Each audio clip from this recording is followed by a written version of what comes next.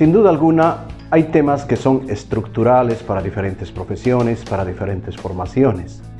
En el tema de la seguridad, muchas veces me han preguntado cómo la defino, cómo la entiendo de una manera simple. Siempre he considerado que la seguridad tiene dos pilares fundamentales.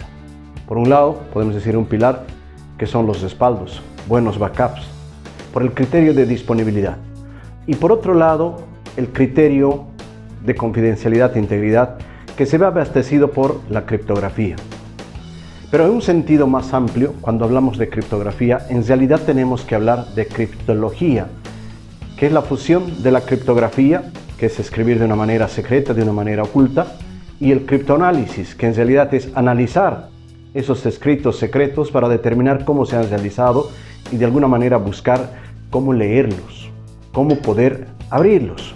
Entonces vamos a entender que la criptografía, en ese sentido amplio, la criptología, si vamos a ser más exactos, es un tema que debe estudiarse, pero desde su origen, porque en realidad ha sido motivado desde que el hombre tiene uso de razón y participa de grupos.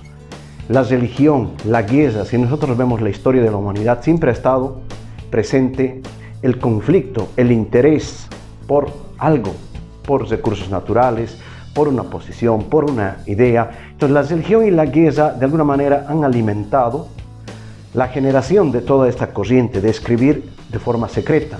En términos, por ejemplo, de guerra, hablamos de la quinta generación. Se ha dado la guerra en el dominio, por ejemplo, de lo que es la tierra, el dominio de lo que es el mar, con las grandes flotas marítimas, la aviación con el dominio del tercer espacio, el aire.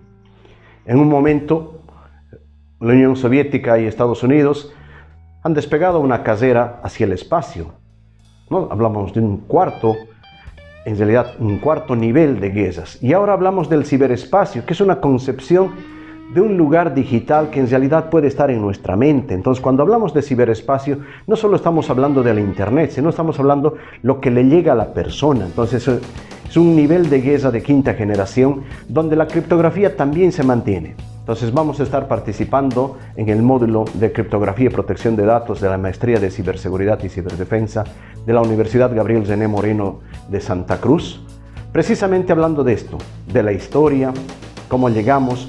Podemos definir que hay tres momentos de la criptología. La criptología a mano, decimos, cuando tocamos, por ejemplo, la escitala, esa vara donde se enroscaba y variaba en función del diámetro de la vara. El cifrado del César, por ejemplo, cuando se hacía un desplazamiento en tres posiciones. Entonces, hablamos de una época manual, hablamos de una época mecánica, donde, por ejemplo, el típico ese emblema que tenemos de esta época, que es la máquina Enigma de la Segunda Guerra Mundial. Pero también se han dado otro tipo de máquinas. Tenemos los discos de Alberti, por ejemplo, el disco de Jefferson también.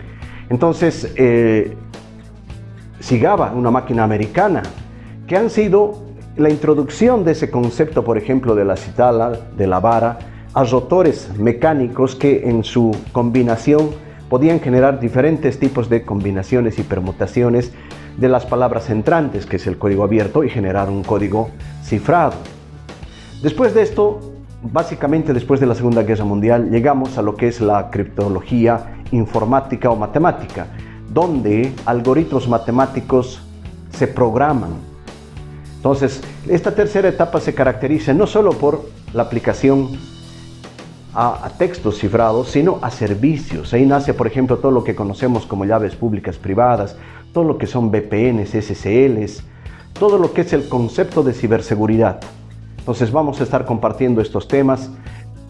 Personalmente es algo que me llena, ¿no? Es esa pasión que uno siente de la criptografía, mucha historia personal, por ejemplo, en esos temas, que voy a tratar de transmitir en este mes, en estas 4 semanas de clases que vamos a tener, para todas las personas que están participando de este programa. Y en algún momento esperamos también hacerlo de forma abierta, porque consideramos, si queremos nosotros pensar en una soberanía digital como país, tenemos que fortalecer no solo la inversión en tecnología, tenemos que fortalecer la inversión en las cabecitas, la inversión en el estudio de la matemática, y posteriormente eso se traducirá en programación. Muchas gracias, esperamos compartir todo este espacio.